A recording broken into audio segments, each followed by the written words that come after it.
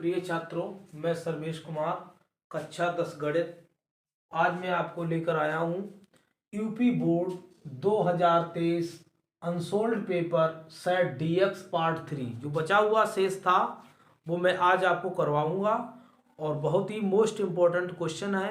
इन क्वेश्चनों को प्रैक्टिस करते रहिए और हम शॉर्ट ट्रिक में भी करवाएंगे। अंत में हमारा वीडियो देखोगे तो आपको कुछ शॉर्ट ट्रिक मिलेगी, ठीक है।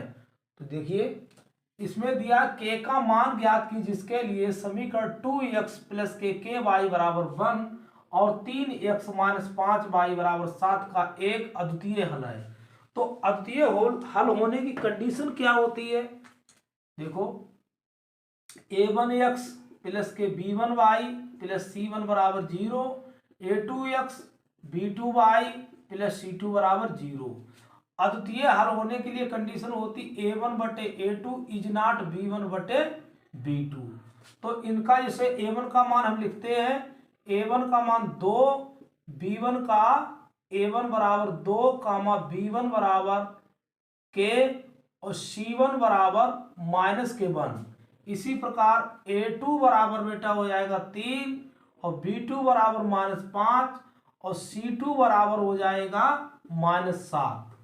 ठीक, क्योंकि हमको ये समीकरण इधर लाएंगे तो इसको हम समीकरण बनाएंगे 2x प्लस के वाई माइनस 1 बराबर 0। इसको जब बनाएंगे तो इसको 3x माइनस 5y माइनस 7 बराबर 0। तो इसलिए ये माइनस मान हो गए। अब अद्वितीय हल होने की बात बेटा कहिए, क्या कहिए? अद्वितीय हल होने के लिए आपको बताया गया है। तो ये कंडीशन है अब इसकी कंडीशन लिख दो, a1 का मान 2, a2 का मान 3 इज नॉट b1 का मान k और b2 का मान माइनस के 5। तो इसमें 5 दूनी 10 इज नॉट 3k या 3 वैसे छोड़ दो बटे 3। तो k का मान होगा इज नॉट माइनस 10 बटे 3। यही आपका रिक्वायर्ड आंसर है। इसका एक अद्वितीय हल यही होगा, ठीक है। अगले क्वेश्चन की बारी। अगला सवाल है कि 3.5 सेमी त्रिज्या का एक अर्धगोले पर शंकु के रूप में एक खिलौना है। क्या है? दो खाका 3.5 सेमी त्रिज्या का एक अर्धगोले पर शंकु के रूप में एक खिलौना है। खिलौने की संपूर्ण ऊंचाई 15.5 सेंटीमीटर है। खिलौने का संपूर्ण पृष्ठ क्षेत्रफल ज्ञात कीजिए। तो देखो भाई, एक खिलौना है जो इस आकार शंकु के आकार का, देखो भाई, और शंकु के नीचे क्या है, इसे मान लीजिए आपका स्टैप रख लीजिए, एक अर्धगोला है। ये भाई हमारे पास एक अर्धगोला हमारे प्रिय शिष्य ने दिया है बना के। तो ये अर्धगोला है और ये शंकु है। अब इसको क्या किया, खिलौना बनाया गया है। तो देख लीजिए, तो इस शंकु है, इस टाइप से शंकु है और इस टाइप से, और इसके नीचे क्या लगा दिया गया, अर्धगोला। क्या लगा दिया?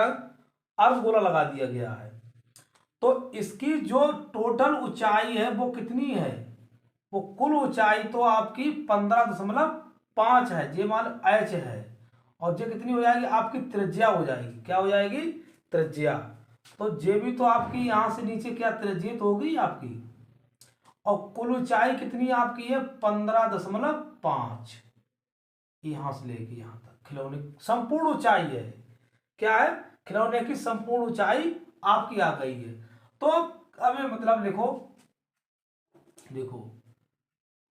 त्रिज्या की, शंकु की त्रिज्या बराबर 3.5 सेमी, ठीक है। अब शंकु की त्रिज्या होगी 3.5 सेंटीमीटर, तो अर्धगोले की भी त्रिज्या उतनी होगी। अर्धगोले की त्रिज्या कितनी हो जाएगी? 3.5 सेमी। अब कुल ऊंचाई कितनी थी? खिलौने की कुल ऊंचाई कितनी है, वो है 15.5 सेंटीमीटर।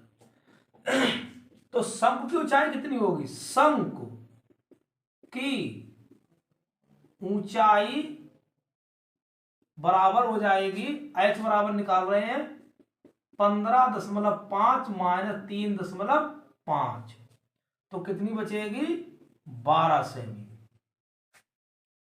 कितनी बचेगी 12 सेमी। 5 में थे 5 गए और 5 में 3 गए 2, ठीक 12 सेमी बचेगी, शंकु की ऊंचाई बचेगी। अब शंकु की ऊंचाई तो 12 सेमी आ गई भाई। अब हमें चाहिए, अब उसने पूछा है खिलौने का संपूर्ण पृष्ठीय क्षेत्रफल, जो खिलौना है इसका पूरा संपूर्ण पृष्ठीय क्षेत्रफल लिखोगे, तो लिखोगे अभी ये संपूर्ण पृष्ठीय एल चाहिए, तो एल बराबर क्या होता, एल बराबर √h² प्लस के r स्क्वायर। तो h आपकी बेटा कितनी आई है 12 का स्क्वायर और 3.5 का स्क्वायर 144 और प्लस के 3.5 का वर्ग करो, देखो हाँ इसका जो आया 12 स्क्वायर 3.5 का स्क्वायर, 3.5 का जो आएगा 12 का वर्ग कितना होगा √144 और 3.5 का कितना होगा 12.25, ठीक है। अब इनको जोड़ोगे तो 156.25, तो इसका जो वर्गमूल निकल के आएगा 12.5 सेमी, ठीक है आपका। अब इसकी एल निकल आई, एल निकाल ली, ठीक है। तो ऐसे 3.5 गुणा 3.5 निकालने के आ जाएगा 12.25, इसका जोड़ दो, जोड़ के कितना आ जाएगा 156.25 का वर्गमूल निकाल देना, तो कितना आएगा जो लिख दिया आपके लिए, ठीक है। अब देखो खिलौने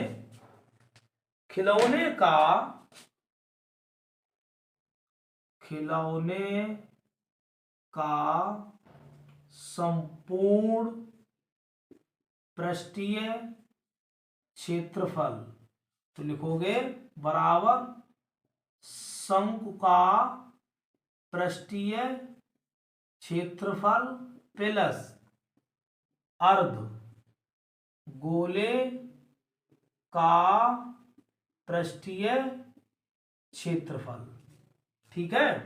तो दोनों को जोड़ देंगे, क्या जोड़ देंगे, दोनों को पृष्ठीय क्षेत्रफल जोड़ देंगे। शंकु का पृष्ठीय क्षेत्रफल क्या होता है πr/l और इसका होता है 2πr²।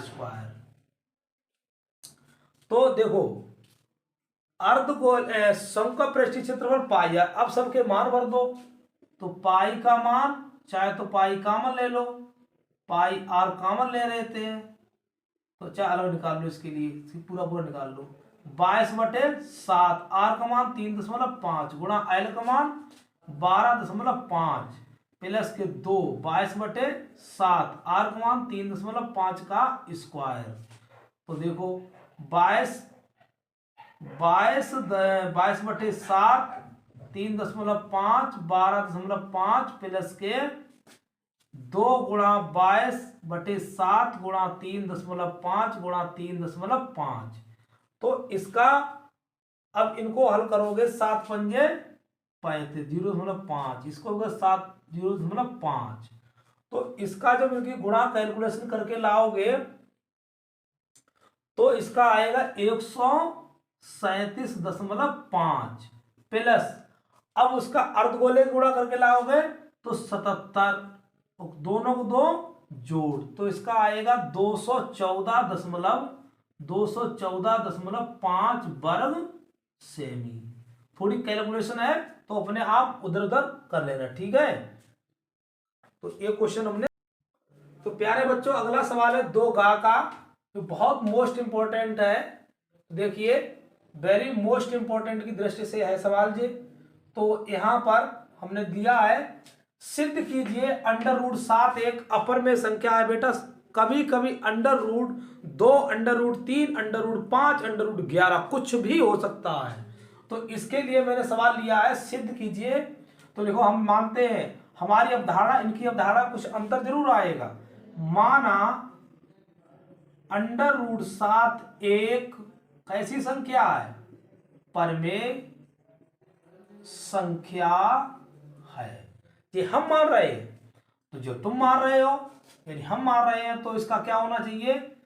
एक परमेय संख्या है तो परमेय संख्या क्या होना चाहिए? √7 बराबर P अपान Q।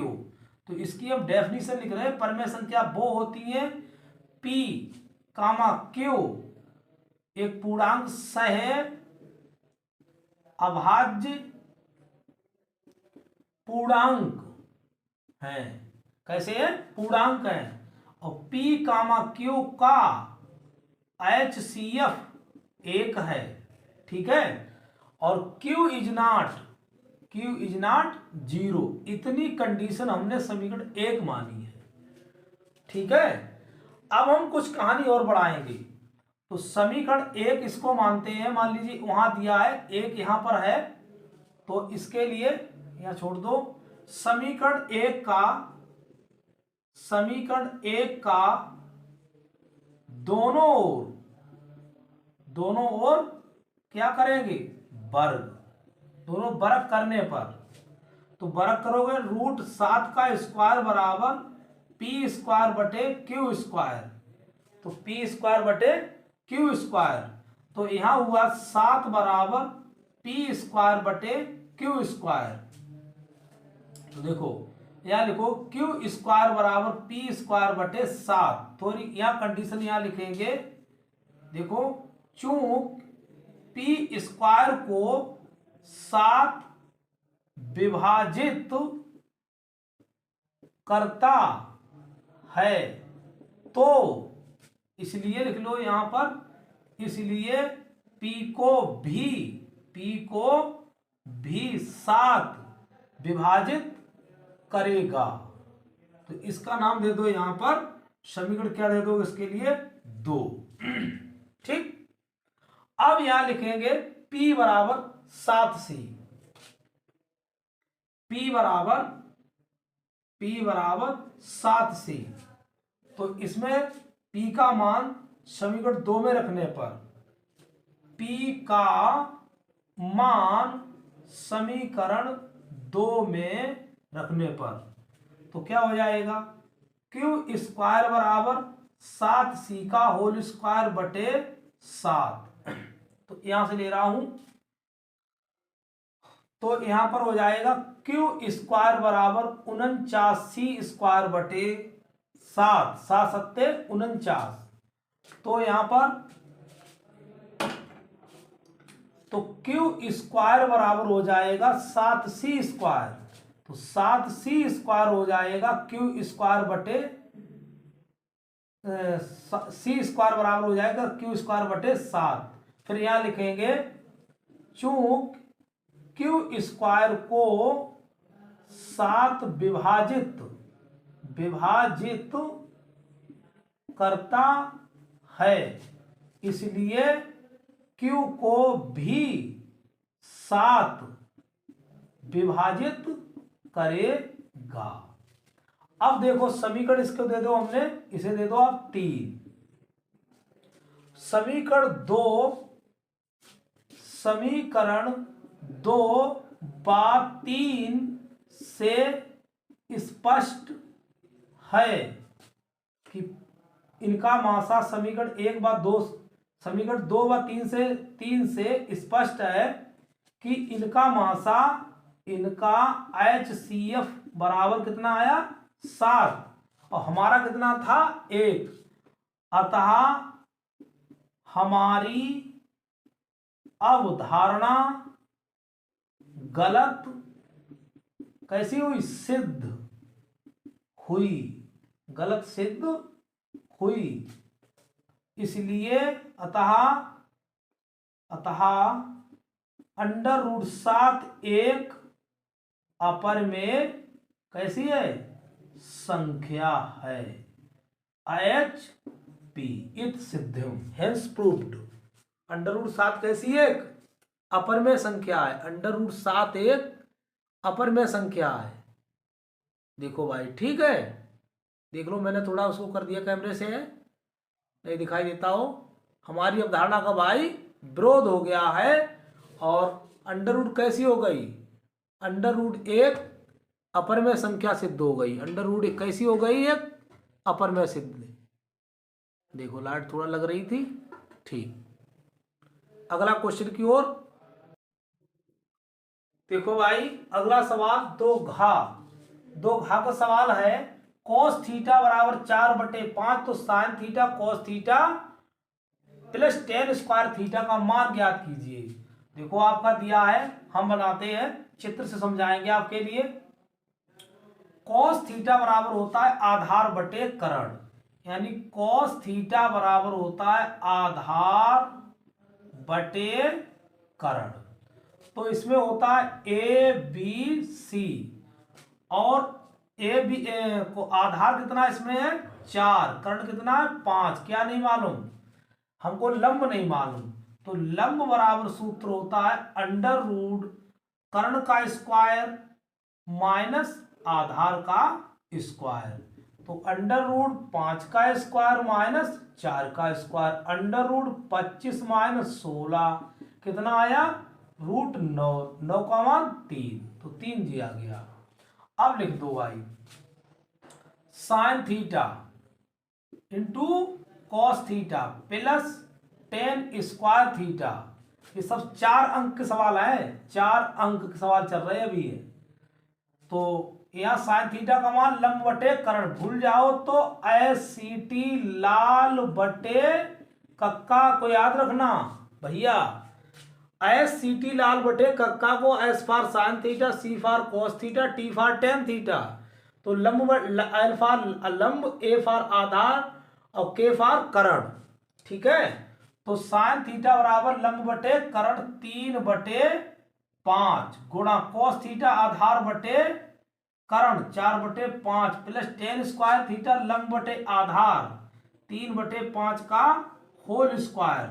तो बहुत अच्छा सवाल है जे। 4 तिया 12, 25, 3 तिया 9/25 और 12 और 9 कितने हुए 21, 21/25। यही आपका राइट आंसर है। क्लियर हुआ? देखो भाई कोशिश तो बहुत करता हूं आप लोगों को समझाने के लिए। चलो धन्यवाद। अगला सवाल की ओर देखो, अगला सवाल दिया है 2 निम्नलिखित बारंबारता सारणी से f का मान ज्ञात कीजिए यदि विद्यार्थियों के प्राप्तांक का माध्य 25 है।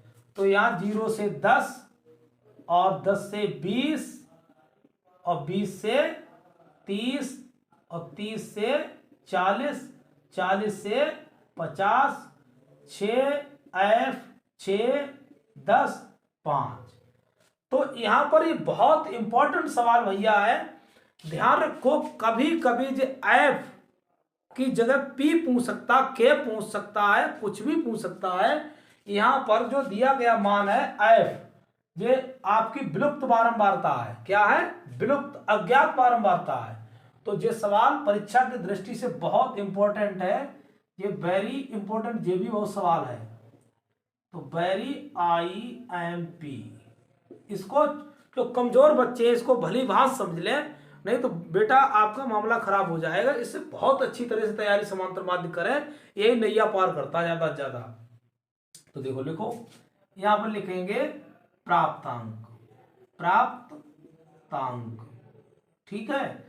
इसके प्राप्तांक वर्ग अंतराल, इसमें लिखेंगे मध्यमान, मध्यमान, इसमें लिखेंगे बारंबारता, बारंबारता, ठीक। इसे लिख लो भाई। तो यहां पर इसे बोलेंगे XI, इसे बोलेंगे FI। तो वर्ग अंतराल कितना दिया गया आपका है 0 से 10, 10 से 20, 20 से 30, 30 से 40, 40 से 50, इतना दिया गया। मध्यमान निकालो। मध्यमान को सूत्र में बताता हूं, उच्च सीमा वर्ग की प्लस निम्न सीमा, निम्न सीमा प्लस उच्च सीमा को आधा कर दो, 10/2 5। इसी प्रकार 10 प्लस 20/2 कितना आएगा 30, 30 के आधे 15। इसी प्रकार 20 और प्लस 30/2 50, 50 के आधे कितना हो गया 25। इसी प्रकार जोड़ते चले जाएंगे तो इसका आएगा 5, इसका आएगा 15, इसका आएगा 25, 10 जोड़ते चले जाओ, 25 और 25 और 35, 35 के 45, इसमें मान भर दो 6, बिल्कुल सामने 6 सामने रहे एफ, इसके सामने फिर 6, इसके सामने 10, इसके सामने 5। अब देखो भाई, अब इधर लिखोगे एफ आई इंटू एक्स आई, ठीक है, 56 30, इसके 15 एफ, सही से बनाओ, 15 एफ और 25 छंगा 150, 35 350 और इसमें 5 पचम 25, 5 चौकू 20, 20 2 22। अब इन सबको आप क्या करोगे, जोड़ोगे, तो यहां लिखोगे भाई सिग्मा एफ आई एक्स आई, तो यहाँ 0 0 5 आ गए आपके हैं, ठीक, और 3 5 3 8 8 5 13 13 और 2 13 और 2 15, 15 के 5 और 15 के 5 यानी 5 3 8 8 5 13 13 और 2 15, 15 के 5 और क्या बचा है 1 3 1 4 और 4 2 6, 655 और प्लस के 15 एफ, इधर जोड़ो 6 5 11 11 5 16, 6 6 12 12, 6 6 12 12 10 22 22 5 27, 27 प्लस एफ, ठीक है। अब 27 प्लस सूत्र होता है समांतर माध्य, किसका, समांतर माध्य बेटा सूत्र होता है एक्स बार बराबर सिग्मा एफ आई एक्स आई बटे सिग्मा एफ आई। तो एक्स बार और कितना दिया 35 दिया है, तो 25 दिया, 25 बराबर 755 आया, कितना है 755, 700। अब ठीक है, ठीक ठीक ठीक ठीक ओके, अब भाई सही है, ठीक है। अगला सवाल देखते हैं।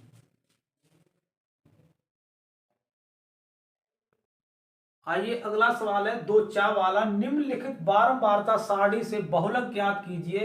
ये फ्री के अंक होते हैं, ये बिल्कुल फ्री के भाई।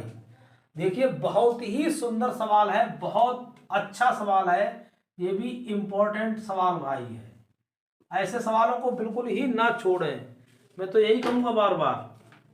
देखो बारंबारता, तो आपकी साड़ी ऐसी पेपर में बनी मिलेगी, तो वर्ग अंतराल बारंबारता 0 से 20, 20 से 40, 40 से 60, 60 से 80, 80 से 100, 100 से 120, 120 से 140। तो बारंबारता है 6 8 10 12 6 5 3। तो इसमें हम बहुलक निकालें, क्या निकालेंगे, बहुलक, बहुलक निकालेंगे। बहुलक के लिए तो देखो सबसे ज्यादा बारंबार आए उसे हम F1 नाम देते हैं, सबसे ज्यादा।